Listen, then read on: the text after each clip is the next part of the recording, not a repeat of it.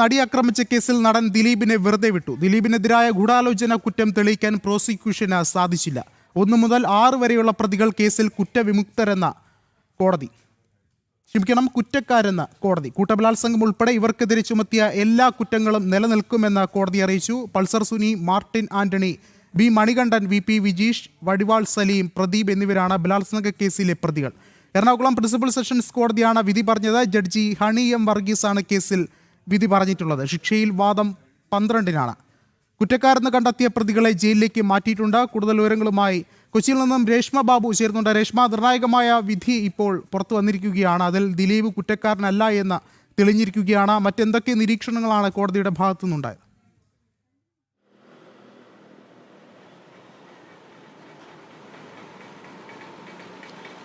വിഷ്ണു, നടി ആക്രമിച്ച കേസിൽ 8ാം പ്രതിയായിട്ടുള്ള നടൻ ദിലീപിനെ കുറ്റവിമുക്തനാക്കിയിരിക്കുകയാണ്. എറണാകുളം പ്രിൻസിപ്പൽ സെഷൻസ് കോടതി ജഡ്ജിയായിട്ടുള്ള ഹണി M വർഗീസാണ് വിധി പറഞ്ഞത്. ദിലീപിനെ കൂടാതെ ചാർലി തോമസ്, അതായത് പ്രതികൾക്ക് വേണ്ട സഹായങ്ങൾ നൽകിയ ചാർലി തോമസ്, ദിലീപിന്റെ സുഹൃത്തായിട്ടുള്ള ശരത്ത്, അതോടൊപ്പം തന്നെ മേസ്തിരി സനൽ എന്ന് പറയുന്ന സനിൽ, ഇവരെയാണ് കുറ്റവിമുക്തരാക്കിയിട്ടുള്ളത്. ഈ 4 പേരെയും കോടതി വെറുതെ വിടുകയാണ് ചെയ്തിട്ടുള്ളത്. അതോടൊപ്പം തന്നെ ഈ കേസിലെ 1 മുതൽ 6 വരെയുള്ള പ്രതികൾ, അതായത് കൊട്ടേഷൻ സംഘം അംഗങ്ങളായിട്ടുള്ള പൾസർ സുനി, മണികണ്ഠൻ, സനിൽ, അതോടൊപ്പം തന്നെ വിജീഷ്, പ്രദീപ്, അങ്ങനെ 6 പേരായിരുന്നു ഈ നേരിട്ട് കൃത്യത്തിൽ പങ്കെടുത്തവർ. ആ നേരിട്ട് കൃത്യത്തിൽ പങ്കെടുത്ത 6 പേർക്കെതിരായിട്ടുള്ള എല്ലാ കുറ്റങ്ങളും തെളിഞ്ഞതായിട്ടാണ് കോടതി വ്യക്തമാക്കിയത്. ഒപ്പം തന്നെ ഇവരെ കുറ്റം ചുമത്തുകയാണ് ചെയ്തിട്ടുള്ളത്. എന്തായാലും ഇവർക്കെതിരായിട്ടുള്ള എല്ലാ കുറ്റങ്ങളും തെളിഞ്ഞുവെന്ന് കോടതി പറഞ്ഞു. ഇവരെ നിലവിൽ കാക്കനാട്ടെ ജയിലിലേക്ക് കൊണ്ടുപോയിട്ടുണ്ട്. ഇനി ശിക്ഷ വിധി സംബന്ധിച്ചുള്ള വാദപ്രതിവാദങ്ങൾ ഈ വരുന്ന മാസം 12-ാം തീയതി നടക്കും. അന്ന് പ്രതിഭാഗത്തിന് തങ്ങളുടെ വാദഗതികൾ, അതായത് നിലവിൽ ശിക്ഷിക്കപ്പെട്ട 6 പേർക്കും അവരുടെ വാദങ്ങൾ മുന്നോട്ട് വയ്ക്കാം. അതോടൊപ്പം തന്നെ പ്രോസിക്യൂഷനും ഏത് വിധത്തിലുള്ള ശിക്ഷ നൽകണമെന്നുള്ള കാര്യത്തിൽ കൃത്യമായിട്ടുള്ള മറുപടിയും ചില വാദങ്ങളും മുന്നോട്ട് വയ്ക്കുക. അതിനുശേഷമായിരിക്കും അന്തിമമായിട്ട് ശിക്ഷാവിധി പ്രസ്താവിക്കുന്നതിലേക്ക് കോടതി കടക്കുക.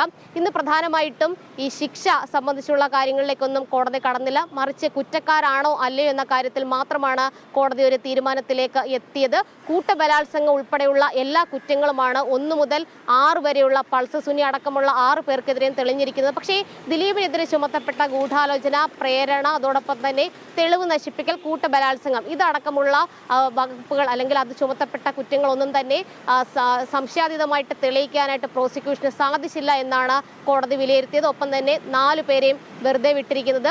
എല്ലാ പ്രതികളും 10 പ്രതികളും ഇന്ന് കോടതിയിൽ ഹാജരായിരുന്നു.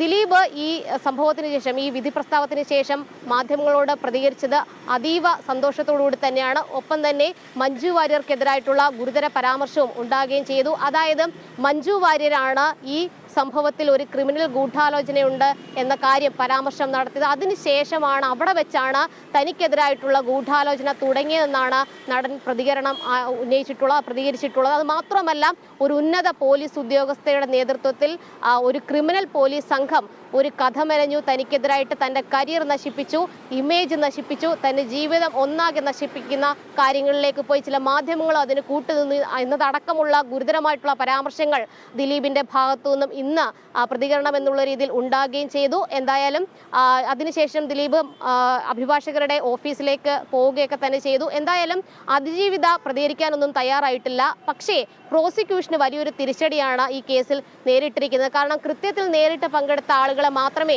ശിക്ഷിക്കാൻ സാധിച്ചിട്ടുള്ളൂ. അത് സാധൂകരിക്കുന്ന തെളിവുകൾ മാത്രമേ കോടതിക്ക് മുന്നിൽ ബോധ്യപ്പെടുത്താൻ സാധിച്ചുള്ളൂ. പക്ഷേ ദിലീപിനെതിരായിട്ടുള്ള ഗൂഢാലോചന പങ്കുവയ്ക്കുന്ന സാമ്പത്തികമായിട്ട്, അതായത് പൾസർ സുനിയും ദിലീപും തമ്മിൽ സാമ്പത്തിക ഇടപാടുകൾ ഈ കൊട്ടേഷനുമായി ബന്ധപ്പെട്ട് നടത്തിയിരുന്നു എന്നതിന് തെളിവുകൾ അടക്കം ശേഖരിച്ചിരുന്നതാണ്. പക്ഷെ അത് എന്തുകൊണ്ടാണ് കോടതിയിൽ ബോധ്യപ്പെടുത്താൻ സാധിക്കാതിരുന്നത്? ഈ ചോദ്യങ്ങൾക്കൊന്നും തന്നെ ഇപ്പോഴും ഉത്തരം കിട്ടിയിട്ടില്ല. അതുമാത്രമല്ല, 28 സാക്ഷികൾ കൂറുമാറിയിരുന്നു. 261 സാക്ഷികളെയായിരുന്നു വിസ്തരിച്ചിരുന്നത്.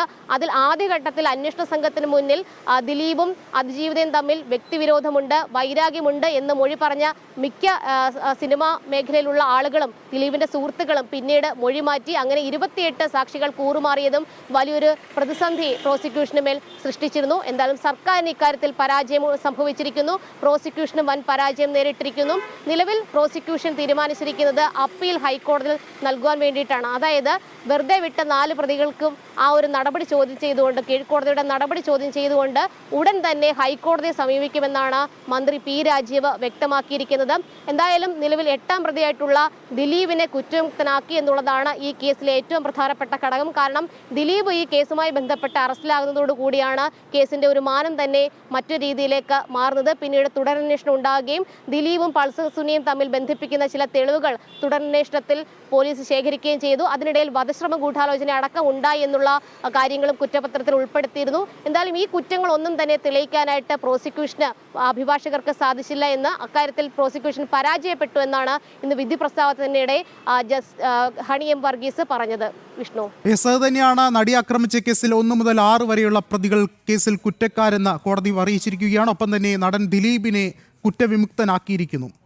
രശ്മിയാണ് വിശദമായ വിവരങ്ങൾ പങ്കുവച്ചത്.